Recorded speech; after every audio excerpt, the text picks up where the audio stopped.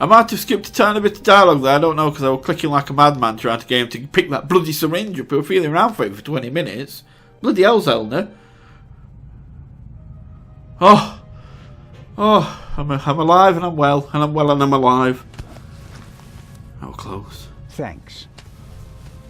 A wet towel works miracles. I told you so. Out with it then. What were you doing down there? Inspector, at least let the constable recover his breath. He almost killed himself. Me? No. Dr. Gebhardt would have taken care of that for me. Where is he? Gebhardt? He's vanished without a trace. We're searching the ship from top to bottom. One at a time. Tell me, Zelna, what did you find out? Dr. Gebhardt killed Baroness von Trebitz. See? Impossible. Do you have proof? Besides the fact that he wanted to kill me? But wasn't the doctor with you when the shot was fired? The shot was a distraction. Shot came from the tape. The shot that we heard was a recording. The Baroness had a tape recorder and good speakers in her cabin. Good enough to make the noise audible on the upper deck. Is that just your suspicion? Or do you have... No, there's a tape at medical... Yeah, audio tape at medical There's facility. an audio tape in the medical center. The reel belongs to the tape player in the Baroness's cabin. And there's a sibling reel in her cabin that belongs to the recorder in the medical center. After a few minutes, there's a loud bang on the audio tape. That's our gunshot. Where did Gebhardt get it from? Well, He recorded it in the cargo hold. His That's tape recorder has a microphone. That's what that bag was in cargo I removed hold. a bullet from one of the boxes down there. And it came from the murder weapon? Yes. I compared it to the other bullet in the inspector's cabin. That's when he would do it Of course recorded. you did. All right. Inspector Legrand. Let's pretend you're onto something. The shot we heard was just a recording. What happened next? We all ran to the Baroness's cabin. She lay comatose in a pool of blood. Dr. Gebhardt pushed past you so that you couldn't get too close to the Baroness.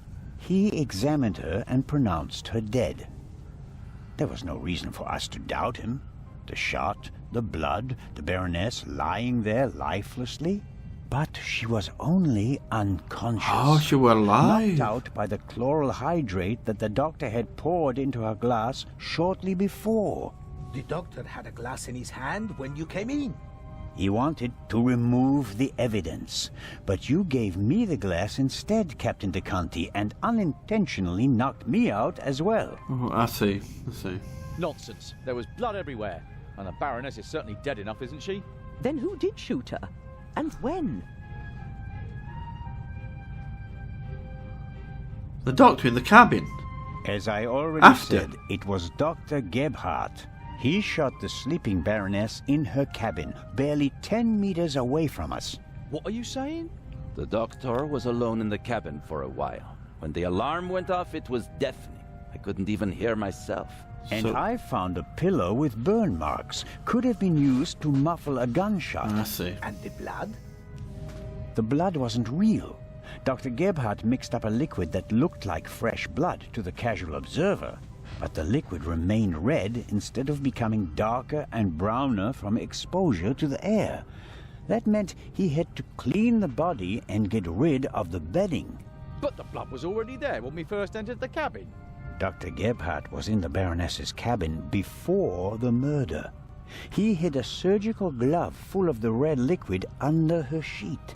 The Baroness, dead tired, fell onto her bed. The glove burst, and the blood spread across the bed. I found the burst glove in the medical center. Makes sense now. Why did he do it? What was his motive? Inspector?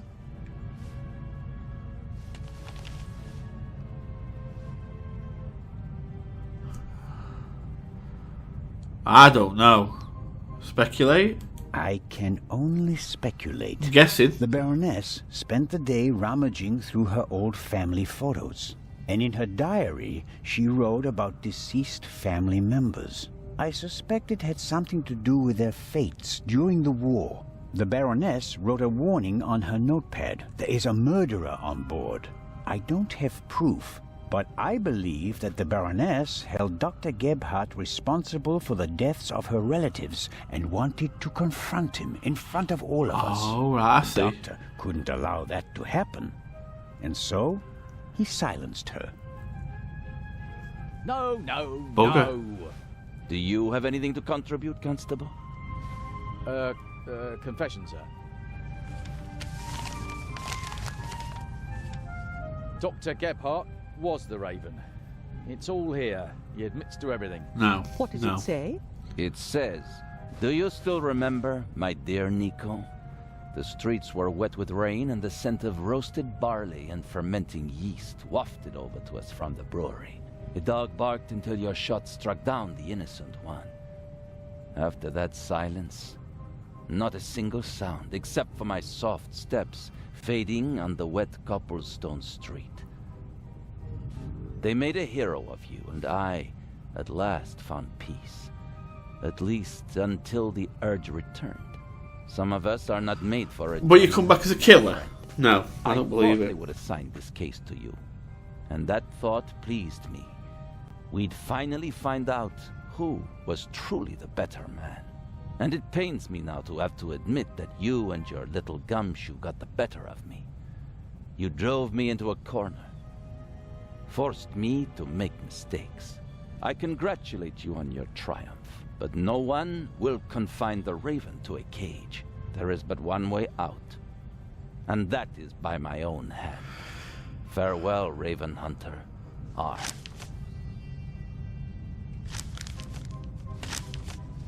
I don't know. I don't know. I just don't believe it.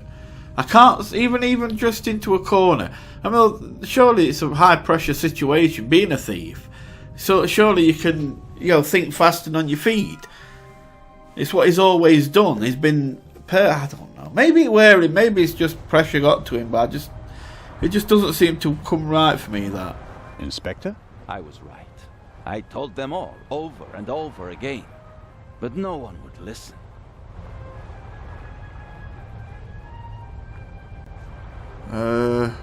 Dr. Gebhardt. You think that Dr. Gebhardt was really the Raven?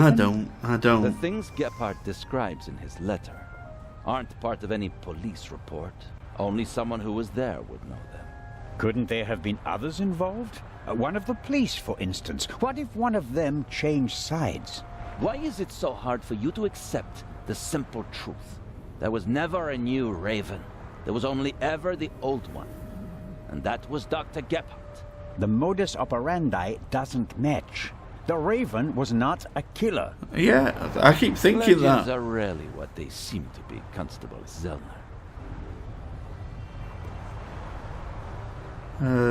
Dead man? Then who was the man who was killed back then?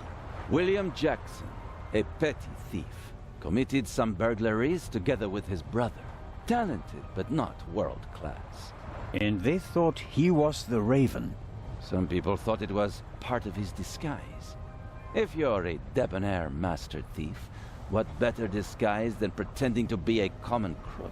From time to time you let them catch you pulling small jobs, and no one ever imagines you're capable of a major heist. But you didn't believe it. I had my doubts, but everyone congratulated me, and those doubts were pushed aside.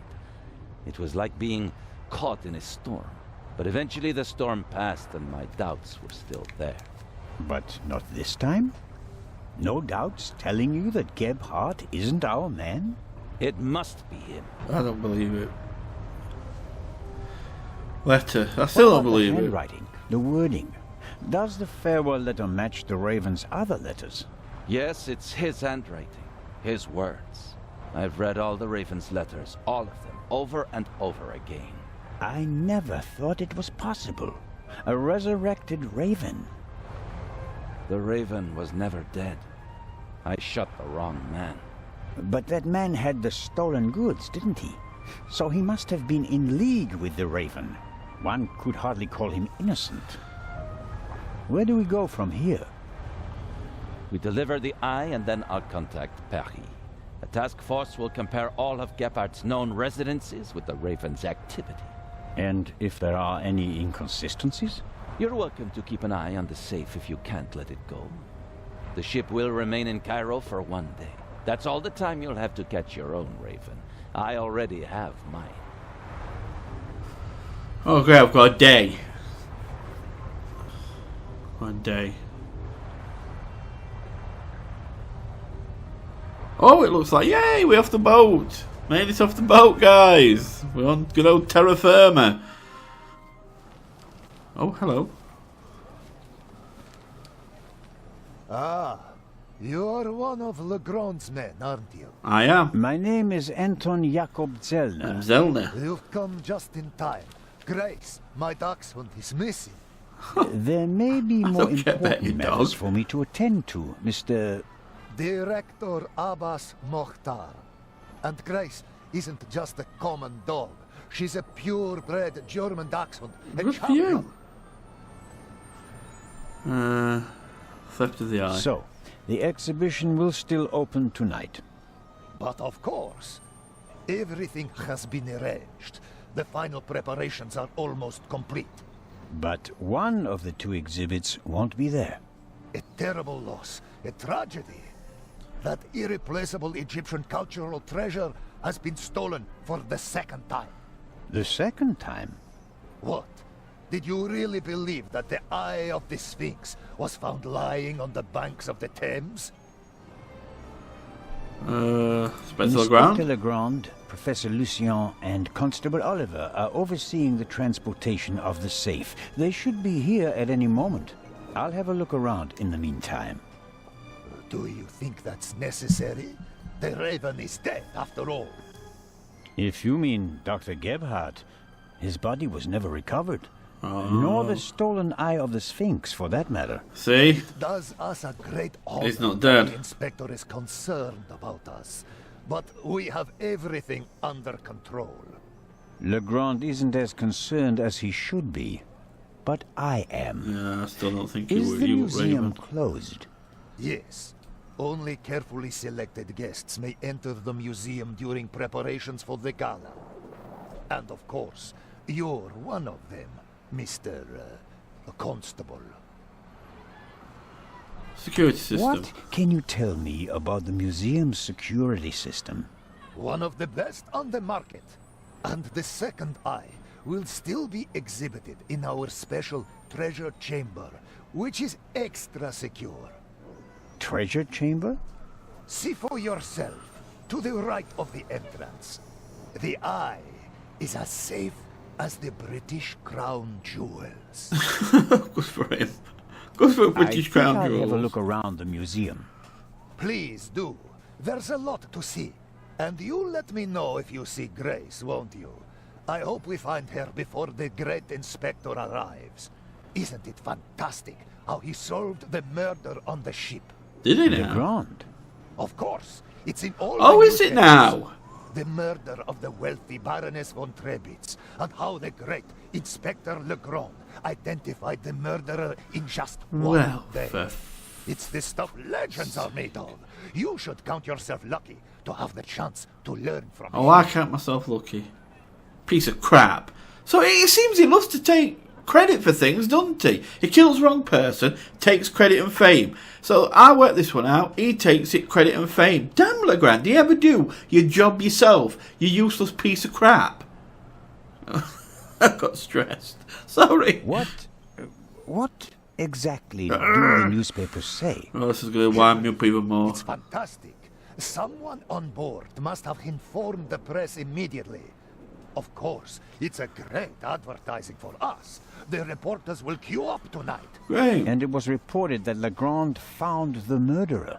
Of course. Who else? Yeah, who else? Well, I wasn't exactly uninvolved.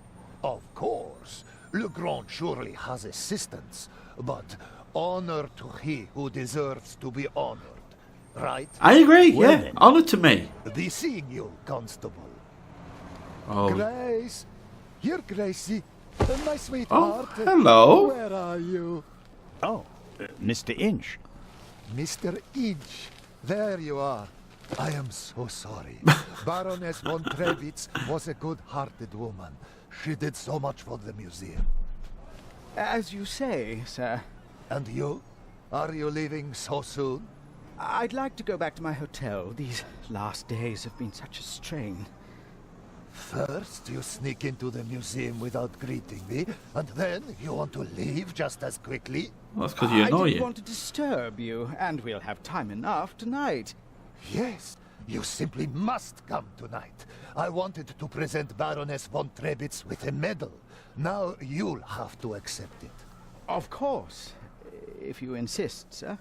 The Baroness paid for all this. Without her, there wouldn't have been an exhibition or a gala. She was very generous. Yes, she was. If you'll I excuse wonder if me... Mr. Inge now- has something to do with Raven. Constable Zellner, I want to thank you again for all you've done. You saved me, you could say. My pleasure.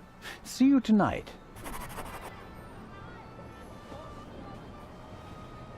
Okay.